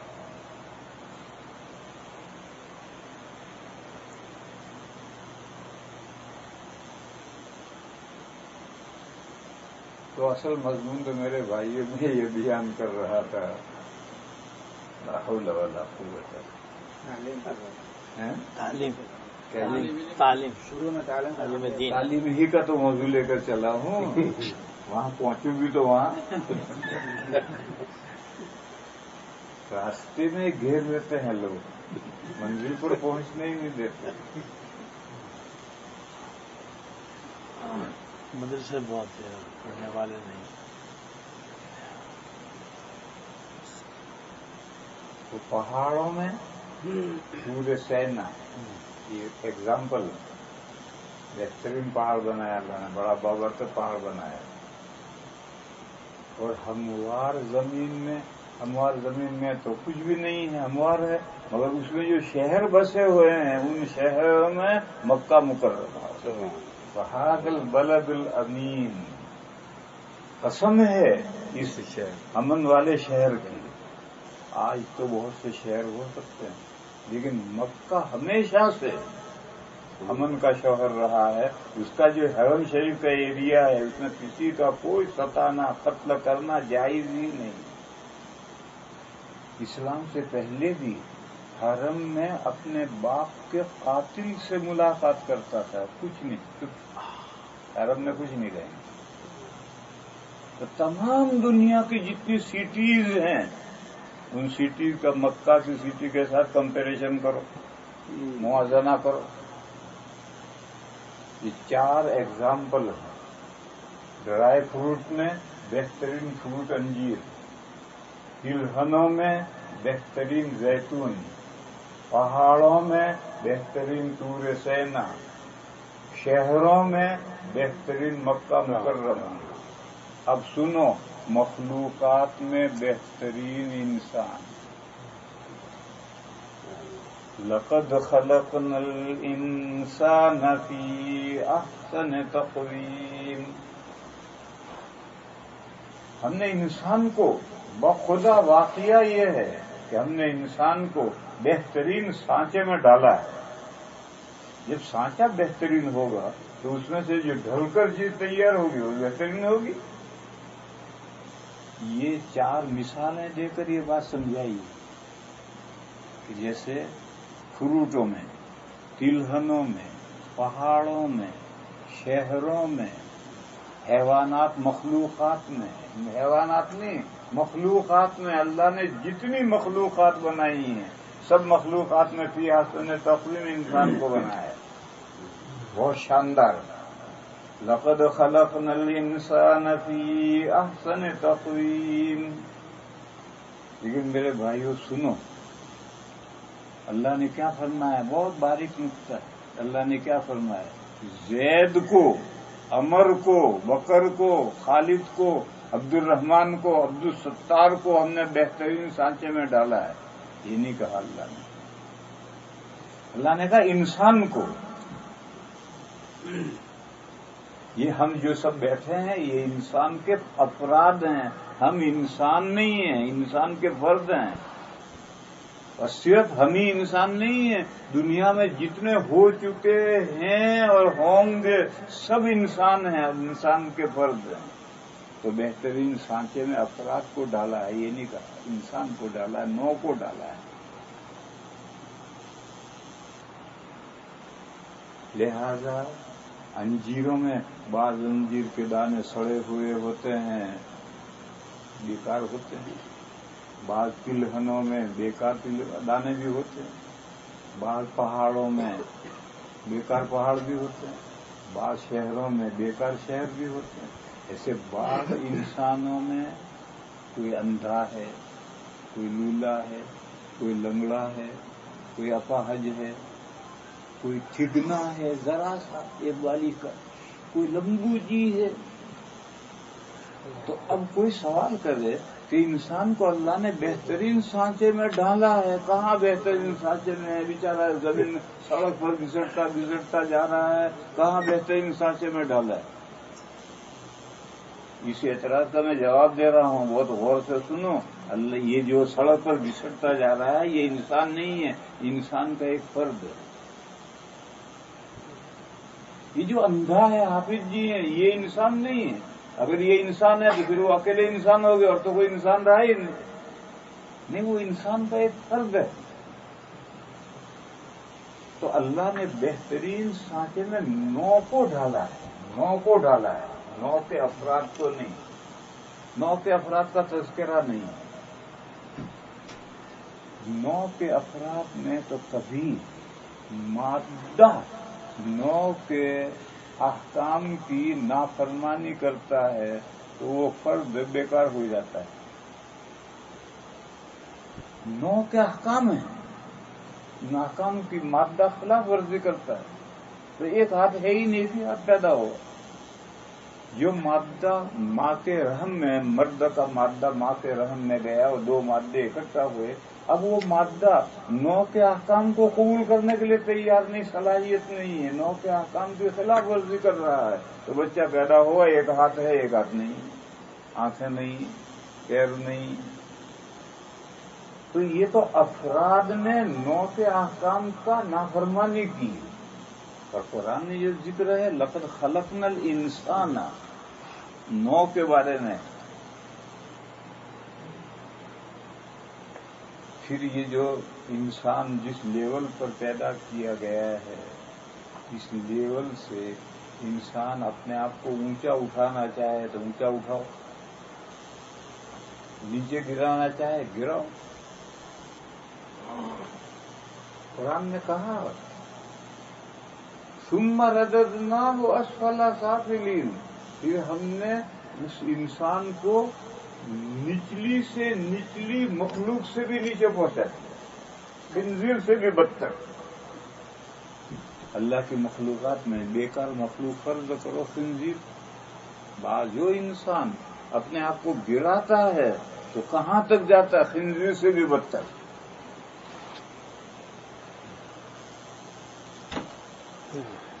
क्यों बदतर? खिंजीर क़यामत के दिन मिट्टी बना दिया जाएगा और ये जहन्नम में जाएगा।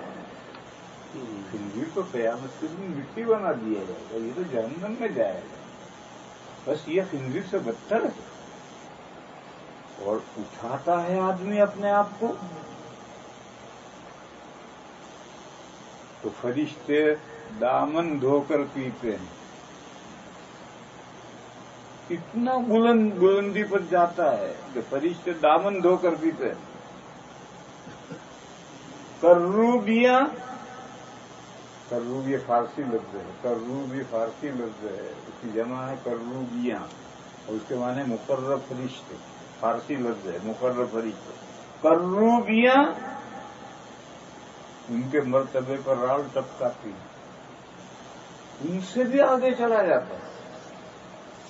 یہ مسئلہ ہے، ہم پڑھاتے ہیں کتابوں میں، شرح عقائد میں ہے کہ خواص سے ملائکہ سے خواص سے بشر افضل ہے.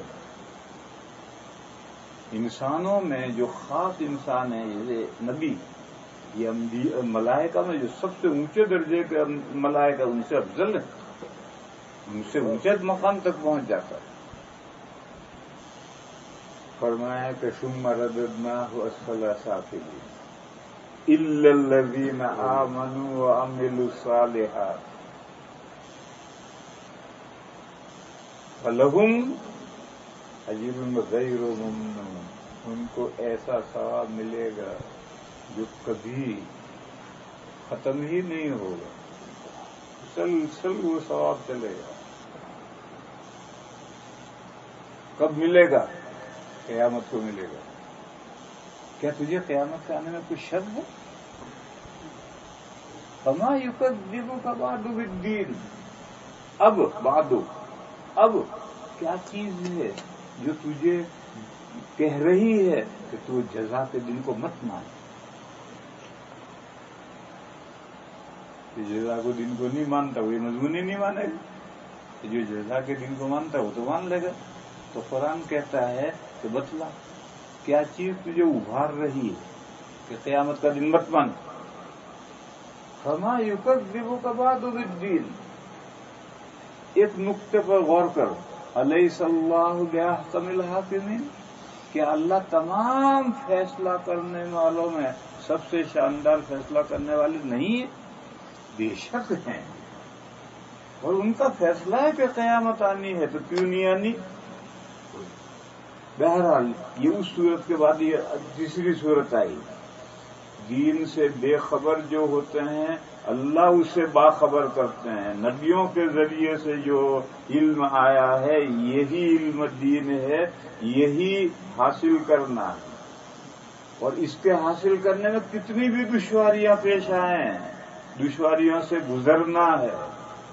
اور اللہ نے شاندار لیول پر پیدا کیا، اس لیول سے اپنے آپ کو اٹھانا ہے. مگر کیسے اٹھانا ہے؟ اس کے بعد والی صورت میں فرمایا اقرأ بسم ربک الذی خلق خلق الانسان من علق اقرأ وربک الاکرم الذی علم بالقلم علم الانسان ما لم یعلم. یہ 5 آیتیں ہیں قرآن کی پہلی وحی رکھی ہوئی یہاں ہیں کیونکہ مضمون میں جوڑ ہے، ربط ہے. اس مضمون کے ارتباط کی وجہ سے لوح محفوظ میں تو اسی جگہ ہی آئے تھے. لیکن دنیا میں جب قرآن کا نزول شروع ہوا تو سب سے پہلے یہ 5 آیتیں نازل ہوئی. یہ پہلی وحی ہے، اس کی کوئی اہمیت ہوگی یا نہیں. پھر پہلی وحی کا مخاطب کس کو بنایا ہے؟ امی قوم کو، عربوں کو، جو اپنے آپ کو امی کہتے تھے اور امی ہونے پر فخر کرتے تھے کہ ہم انگوٹھا چھاپ ہیں.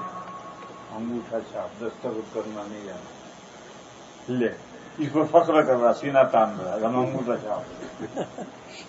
تو عرب کے لوگ فخر کرتے تھے ایک بری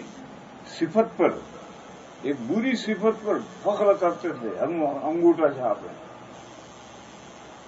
مگر ان میں نبی امی پیدا ہوئے تو وہ جو برا وصف تھا وہ اتنی بڑی فضیلت بن گیا کہ اس سے بڑی کوئی فضیلت نہیں ہوئی.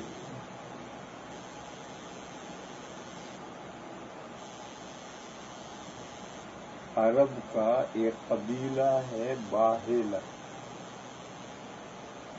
وہ اتنا بدنام قبیلہ ہے، چمار قبیلہ ہے.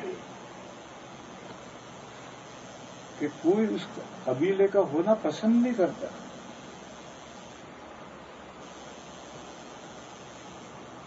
اگر کہتے ہیں کہ کتے سے کہا جائے وہ قبائلی یہاں تو کتا بھی بھونکے گا, باہلی کہہ گا, کتا بھی بھونکے گا, مجھے باہلی کہہ دی.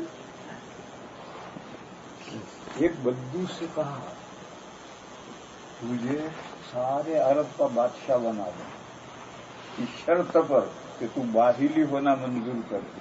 اس نے مجھے نہیں بننا بادشاہ.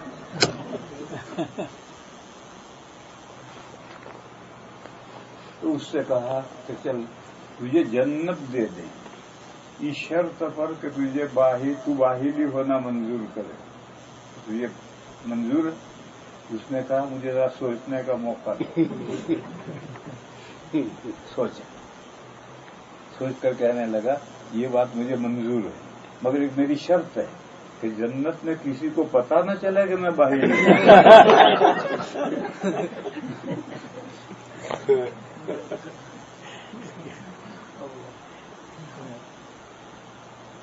اس قبیلے میں ایک بہادر آدمی پیدا ہوا, قتیبہ ابن مسلم باہلی. انہوں نے مصر فتح کیا اور ان کے غلام زیاد نے اسپین فتح کیا. ایک بندے کے کارنامے سے شاعر یہ کہنے پر مجبور ہو گیا کہ اذا خلق قریش عن خلافہ فالخلافۃ فی باہلہ. انہوں نے کہا جب قریش میں کوئی خلیفہ بننے کا حل نہیں رہے گا تو خلیفہ ہم چنیں گے باہلہ میں سے. ایک کے کارنامے اتنا قبیلے کو اتنا اٹھا دیا. تو یہ بدنام وصف تھا, انگوٹھا امی یعنی انگوٹھا چھاپ. مگر وہاں آقا دو عالم پیدا ہوئے اور آپ کا وصف امی رکھا گیا تو وہ امی وصف جو وصف ضم تھا وصف مدح ہو گیا اور اتنی بڑی مدح ہو گئی کہ اس سے بڑی مدح کوئی ہو نہیں سکتی. لیکن بہرحال یہ تو بعد میں ہو, پہلے تو وہ انگوٹھا چھاپی تھے, بدنام وصف تھا, لکھنا پڑھنا نہیں جانتے تھے. اس امیوں کو پہلی وحی کا مخاطب بنایا ہے. تو پہلی وحی کا پہلا مخاطب ان پڑھ, اور ان کو مخاطب بنا کر جو پہلی وحی اس کا فرسٹ ورڈ پہلا لفظ اقرا, ریڈ, پڑھ. اب تم پڑھنے کی اہمیت سمجھو کتنی ہے. اگر سمجھ سکتے ہو تو سمجھو پڑھنے کی کتنی اہمیت ہے. اور کون سا پڑھنا ہے, سیکولر پڑھنا نہیں, وہ پڑھو, اس کو منع نہیں کر رہا. لیکن یہاں جو مضمون چل رہا ہے وہ تو دین پڑھنے کے تعلق سے ہے کہ آپ کو دین سے بے خبر پایا, باخبر کیا. اس دین کو حاصل کرنے کے لیے محنتیں کرو, دشواریاں جھیلو, اور اس علم و دین کے ذریعے سے اللہ نے تمہیں جس لیول پر پیدا کیا ہے اس لیول سے اپنے آپ کو بلند کرو. مگر اس علم کو حاصل کرنا ہوگا پڑھنے سے. پڑھو اقرا. تو پہلی وحی مخاطب امی, پہلی وحی کا پہلا ورڈ لفظ اقرا, پڑھ. اقرا بسم ربک الذی خلق, پڑھ تیرے اس پروردگار کے نام کی استعانت ہیلپ لے کر جس نے تجھے پیدا کیا ہے. دیکھو قوم ہے امی, ابھی بہت وقت ہے, گھبراؤ نہیں. قوم ہے امی جنہوں نے نسلوں سے نہیں پڑھا, ان سے کہا جائے پڑھ تو کہیں گے کیسے پڑھیں گے. آج بھی میرا محلہ دھوبیوں کا محلہ, دھوبیوں سے جماعت آتی ہے, وہ کہتی ہے مسجد میں نماز پڑھنے چلو, تو وہ کہتے ہیں ہم تو دھوبی ہیں. نماز پڑھنا ہمارا کام, ہم تو دھوبی ہیں. उनसे कहा पढ़, हम कैसे पढ़ेंगे, हम तो उम्मी हैं, अंगूठा छाप हैं, कैसे पढ़ेंगे। तो कुरान ने कहा तू सोच, तुझे वजूद किसने बख्शा, पैदा किसने किया, नेस्त से हस्त किसने किया, नथिंग से थिंग किसने बनाया, तू तो कुछ भी नहीं था, तेरे परवरदिगार ने तुझे पैदा किया, तुझे नथिंग से थिंग बनाया, नेस्त से तुझे हस्त बनाया, और कैसे तुझे बनाया, इक़रा बिस्मि रब्बिकल लज़ी खलक़ खलक़ल इंसान मिन अलक़। इंसान को अल्लाह ने इंसान को बनाया है खूने बस्ता से। खूने बस्ता जानते हो, कलेजी, क्या कहते, सिल्वर है, लीवर, ये लीवर, ये खूने बस्ता है, खून जम गया है। तिल्ली कलेजी जैसी होती है, जिसको लोग आमतौर पर खाते नहीं, क्या कहते हैं उसे, तिल्ली को, उनको भी पता नहीं, वो भी खूने बस्ता है। तो खूने बस्ता है, जैसा ये कलेजी और तिल्ली हैं, ऐसे खूने बस्ता से अल्लाह ने तुझे पैदा किया। ये तो बेजान मादा है, ये जो खूने बस्ता है, कलेजी का एक टुकड़ा लाओ, बेजान मादा, इसमें से तुझे पैदा की। इसकी तफसील कुरान करीम में 18वें पारे के शुरू में हजरत इब्न अब्बास ने फरमाया कि अल्लाह ने इंसान को 7 मरहलों से गुजार कर इंसान बनाया है, और वो 7 मरहले बेजान मादा हैं। तो जिस अल्लाह ने तुझे बेजान मादे को 7 मरहलों से गुजार कर तेरे जैसा अशरफुल मखलूकात जिसने बनाया, उसके नाम की मदद लेकर तू पढ़ेगा तो तुझे आलिम नहीं बनाएगा। अल्लाह ये बेजान मादे में इनकलाबात करके 7 मरहलों से गुजार कर तेरे जैसा अशरफुल मखलूकात इंसान बना सकती है जो हस्ती, वो जाहिल से जाहिल कौम को अगर वो पढ़े, आलिम क्यों नहीं बना सकती बेशक। लिहाजा अल्लाह का नाम, तेरे रब का नाम लेकर पढ़। वो 7 मरहले क्या हैं? लक़द खलक़नल इंसान मिन सुलालतिन मिन तीन। 2 मरहलों का जिक्र आया, कहा हमने इंसान को मिट्टी के निचोड़ से बनाया, मिट्टी के निचोड़ से।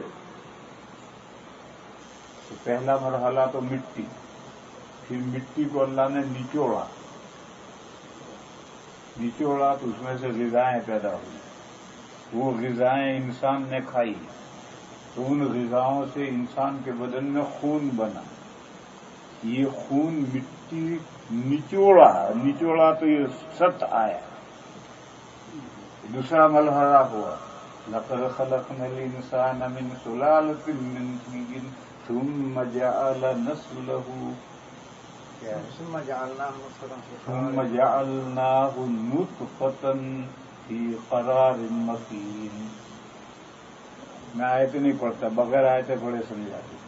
फिर ये जो खून हमारे जिस्म में, यही खून मादा बनता है।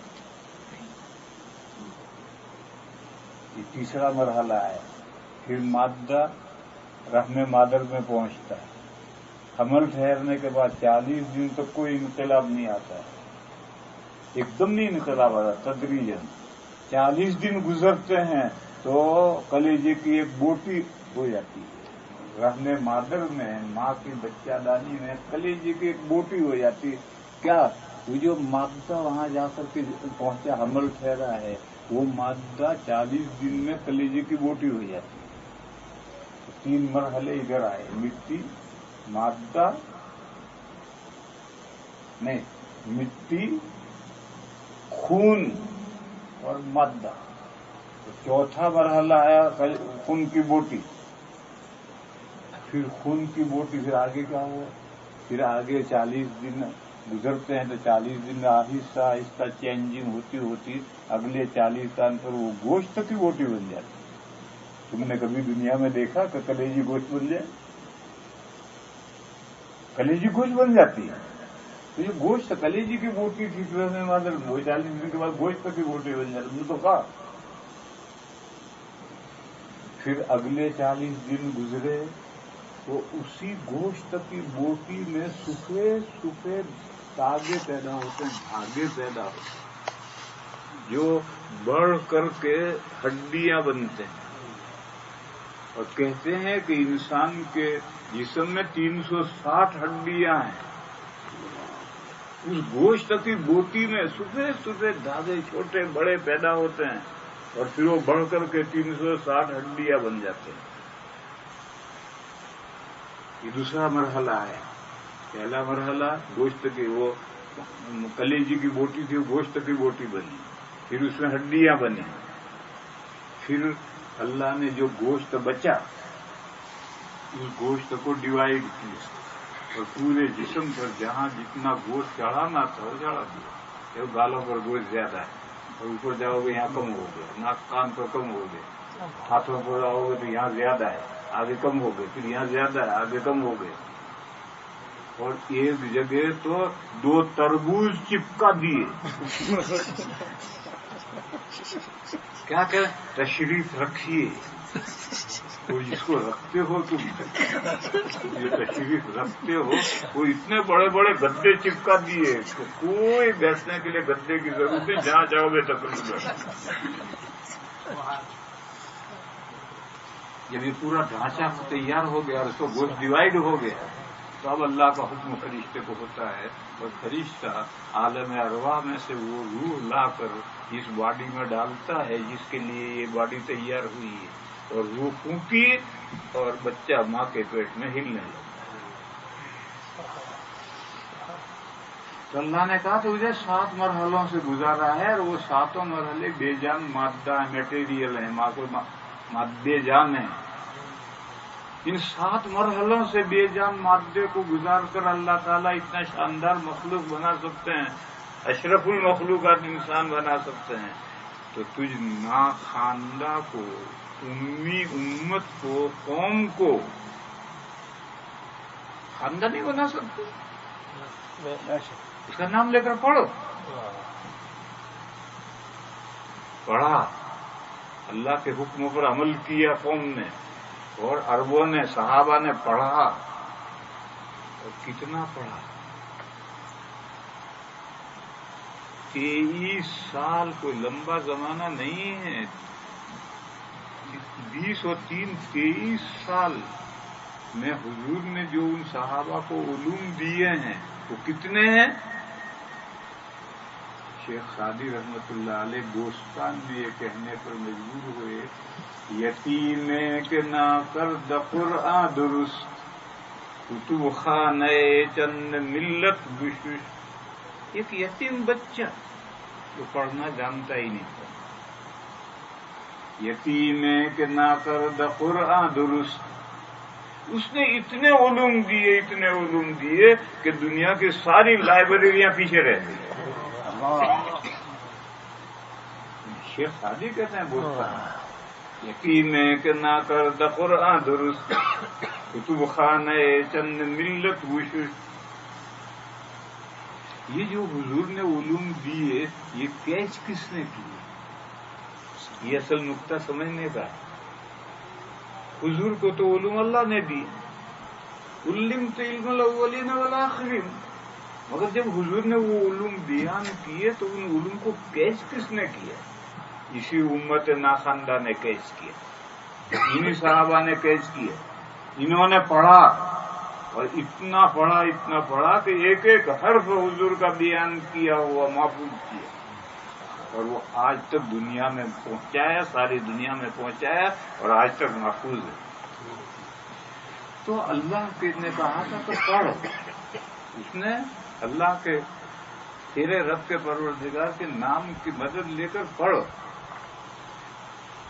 بہرحال پہلی امت نے عمل کیا اس پر. اور دنیا میں جب بھی کسی قوم نے اللہ کے اس حکم پر عمل کیا ہے تو بڑے بڑے علماء دین کے جاننے والے ان میں پیدا ہوئے، مگر دین پڑھنے سے ہو۔ اس کے بعد میرے بھائیوں بات شارٹ کریں، مختصر کریں، پڑھنا دو طرح کا ہے۔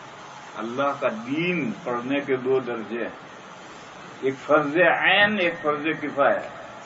فرض عین یعنی کمپلسری، اور فرض کفایہ یعنی لگژری۔ یہاں لفظ لائے کہ ہماری لیے تو بہت شاندار انگریزی جانتے ہیں، مگر میں ان کا بھی باوا ہوتا ہے کہاں سے لفظ آ گئی۔ فرض عین تو ہے وہ جو حدیث میں آیا، طلب العلم فریضۃ علی کل مسلم۔ ہر مسلمان جیے، اسلامی احکام کے مطابق زندگی گزارے، اتنا علم حاصل کرنا کمپلسری ہے، مرد پر بھی، عورت پر بھی، بچے پر بھی، بوڑھے پر بھی، جوان پر بھی، ادھیڑ پر بھی، ہر ایک پر، کوئی مستثنا نہیں ہے، ہر ایک پر فرض ہے کہ میں تو بوڑھا ہو گیا، کوئی بوڑھا ہے جب بھی سیکھ۔ اتنا علم دین کہ جس سے وہ اسلامی زندگی گزار سکے، اتنا علم دین حاصل کرنا کمپلسری ہے۔ میرے بھائیوں، ہم بڑے اگر اتنا دین نہیں جانتے تو اللہ نے ہمارے لیے راہیں پیدا کی ہیں۔ اپنے جاب میں سے صرف 1 گھنٹہ نکالو، اور 1 گھنٹہ نکال کر اس مدرسے میں آؤ۔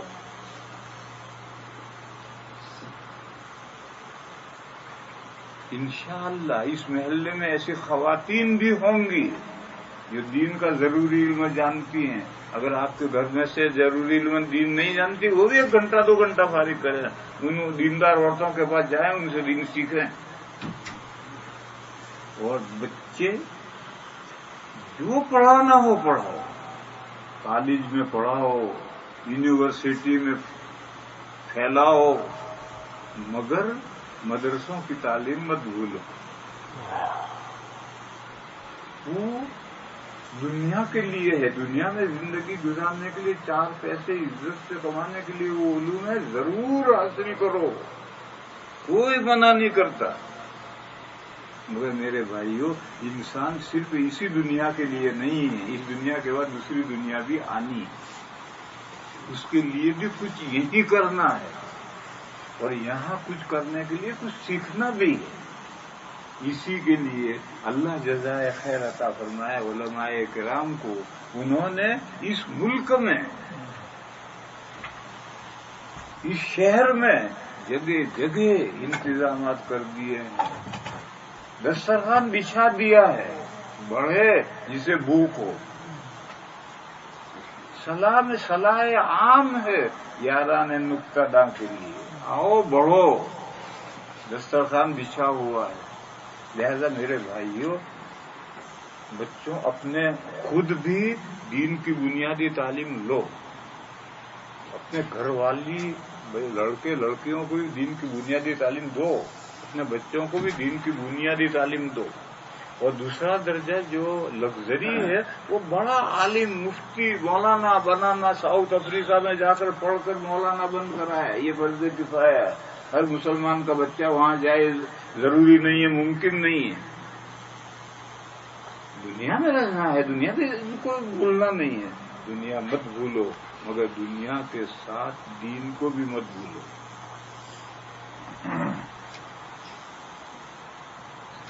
جب ملک پر، ہندوستان پر انگریزوں نے قبضہ کیا تھا، انگریزوں نے قبضہ کر لی، تو حضرت مولانا محمد قاسم صاحب نانوتوی اور ان کے ساتھیوں نے دارالعلوم دیوبند قائم کیا، اور سر سید صاحب نے علی گڑھ مسلم یونیورسٹی قائم کی۔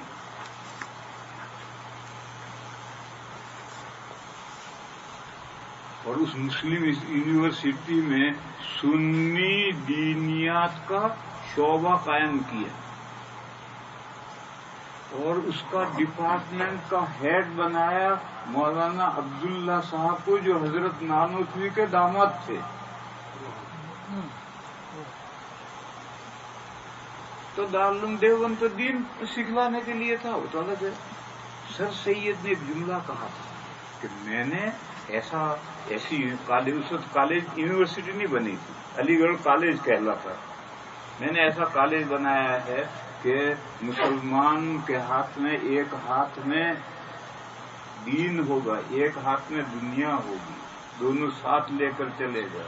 دنیا بھی اس کالج میں پڑھے گا اور سنی ڈپارٹمنٹ میں دین بھی پڑھے گا. تو سر سید نے وہ نتیجہ کیا نکلا ہوا، آج بھی سنی ڈپارٹمنٹ ہے، مگر نتیجہ کیا نکلا اسے چھوڑو. مگر یہ کہ تو ضروری ہے ہر کالج میں، ہر یونیورسٹی میں. اگر وہ کالج اور یونیورسٹی مسلمانوں کی ہے تو علم دین کا جو فرض کا درجہ ہے اتنا پڑھانے کے لیے انتظام ضروری ہے. اور مدرسوں میں اگر بچوں کو آپ لاتے ہیں تو اتنا دنیا کا علم پڑھانا ضروری ہے کہ وہ دنیا میں زندگی گزار سکے. چنانچہ مدارس عربیہ میں دارالعلوم دیوبند میں خاص طور پر ہندی پڑھائی جاتی ہے، انگریزی پڑھائی جاتی ہے، حساب پڑھایا جاتا ہے، جغرافیہ پڑھایا جاتا ہے، نیچے کے درجات میں یہ سب پڑھایا جاتا ہے. میرے بھائیوں کو جو کہنا یہ تھا کہ ہمارے ملک میں پڑھنے والے ہیں، مدرسے کم پڑھ رہے ہیں. آپ کے یہاں پڑھانے والے مدرسے ہیں، طلبہ نہیں رہے، اور وہ طلبہ آپ کے بچے ہیں. ان بچوں کو آپ دنیا سے، میں نہیں کہتا آپ اکھاڑ دیں، دنیا چھڑوا دیں، پڑھاؤ ضرور، دنیا پڑھاؤ، لیکن 2 گھنٹے 2.5 گھنٹے 3 گھنٹے آپ اپنی ذات کے لیے، اپنی بیوی کے لیے، اپنے بچوں کے لیے نکالو، تاکہ دین کا جو کمپلسری علم فرض عین ہے وہ علم حاصل ہو سکے. تو مسلمان دنیا میں بھی عزت سے رہے اور آخرت میں بھی عزت سے رہے. کوئی کہے گا کہ دنیا میں عزت کے لیے علم دین جاننا کیوں ضروری ہے؟ یہ بات لمبی ہو جائے گی تو وقت ہونے والا ہے. جاؤ بس بات یہیں پوری کرتے ہیں. دنیا میں بھی عزت چاہیے، دین حاصل کرو. آخرت میں بھی عزت چاہیے، دین حاصل کرو. اور مولوی علامہ بننا ضروری نہیں، اپنے بچوں کو مسلمان بناؤ، اور جو کمپلسری علم ہے وہ علم کے لیے اپنے بچوں کو فارغ کرو. وآخر دعوانا جزاک اللہ خیر.